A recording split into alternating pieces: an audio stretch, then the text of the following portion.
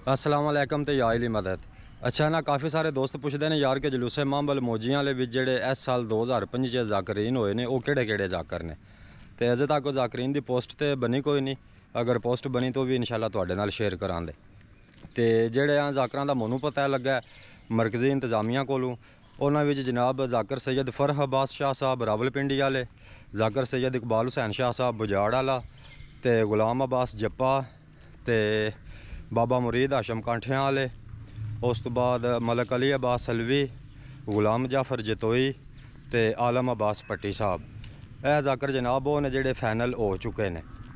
इन्हां तो इलावा जे अगर कोई भी जाकर होया तो इंशाल्लाह वो पोस्ट विच भी आ जाएगा तो मैं भी तुहाडे नाल लाजमी शेयर करांगा कि होर केड़ा जाकर जेह्ड़ा वो फाइनल होया। बाकी आ जेह्ड़े 8 जाकरां दे मैं नाम ले ने तुहाडे अगे, यह जनाब 100% फाइनल हो गए ने, मनु मरकजी इंतजामिया ने दसिया। ठीक है जी।